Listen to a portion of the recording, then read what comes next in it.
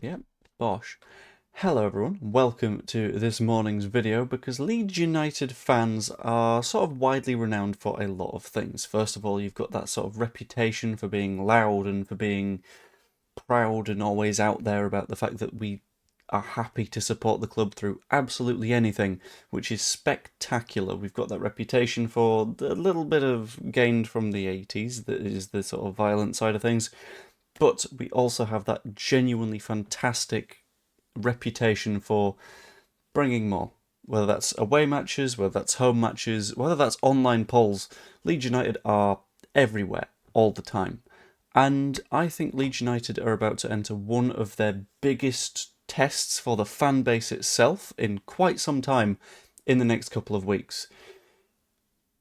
For a couple of little reasons. The first of which is going to be a little bit of a surprise for you, because if you scan that QR code up there, you can vote the Leeds United View for Best Premier League Podcast and also, I believe, Best Football Club Content Creator, off the top of my head. Do so, that'd be genuinely fantastic. The Football Content Awards are massively important, and genuinely, I think Joe very much deserves to go ahead and win one. All Leeds TV are also nominated all over the shop. However, I play less of a part in their content than I do Joe's, so I'm going to push for Joe, but vote for both of those. Having Leeds-based winners and the award ceremony being at Elland Road would be honestly spectacular. Anyway, into the rest of the video, sort of covering the general sort of like Leeds United crowd bits and what we need to be doing in the next couple of weeks, months, etc. Because we're approaching two very, very big, very, very difficult games of football right now, which are Bournemouth at home, Spurs at home. I've forgotten the specific order of them. I think it's Bournemouth first. It might be Spurs first. Either way. Both of those are teams that are looking ridiculously good in the Premier League right now. So if I have a look at the Premier League table, just going to very quickly bring that one up. Going to bop F11, and I'm going to take you guys on this little journey with me. Because if we head over here, yeah, Spurs are currently third in the league, which means that they are a very, very dangerous team. They've scored 10 goals in those 5 matches, averaging 2 per match, is very, very strong. Bournemouth, they don't score so many, but they don't really concede either, having only conceded 5 times. They've lost 1 game of football, drawn 1, exactly the same as Spurs. Those are 2 distinctly dangerous teams that we will have to deal with, and we will have to deal with them by playing against them at home, which is not the worst place to be.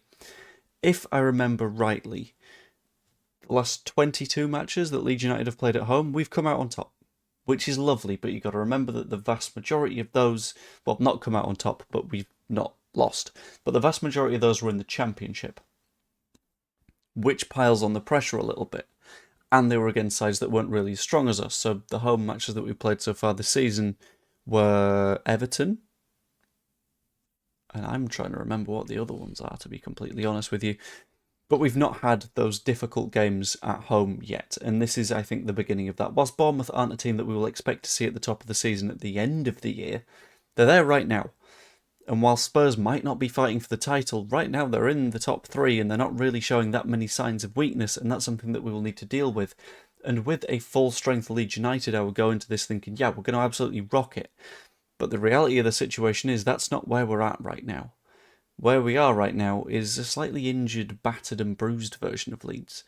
So Dan James, we know, had some issues with his core muscles, wasn't able to make it to the match against Wolves, will at least be a doubt for Bournemouth, which isn't exactly what we want to see. That could be a little bit of a problem.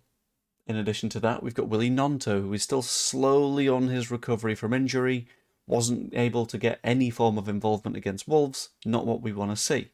Jayden Bogle had an issue with his foot, swelled up fairly significantly, isn't going to be playing Bournemouth or Spurs, and will potentially be back after the international break. We can't be 100% sure.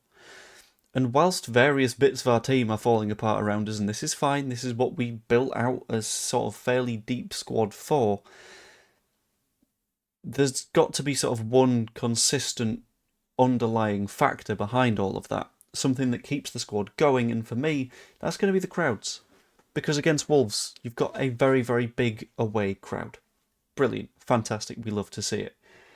And then you come back to Elland Road, and you've got to be loud, and you've got to really get in the other side's faces.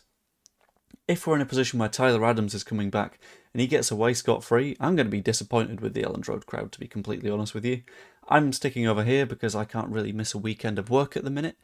But to be honest, if the Elland Road crowd isn't all over Tyler Adams' back, I'll be quite sad. And if we aren't welcoming to Harry Gray, but also saying, you also wish that you're here, don't you? Then that's going to be another massive disappointment.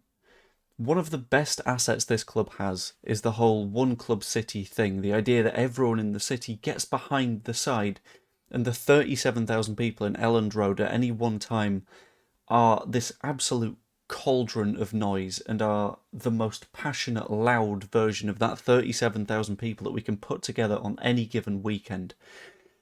And if we're able to keep that going, we are genuinely going to make Elland Road a little bit of a fortress. But if we can't do that for ourselves, then it's going to be a little bit of a disappointment. It'd be fantastic to be able to see that, and I think we will see that, but if we let it slip from the fans' end, we increase the risk of it slipping from the players' end. We can get this team back into any given match with the right combination of noise and songs and cheering. So let's not forget that, and it's quite important.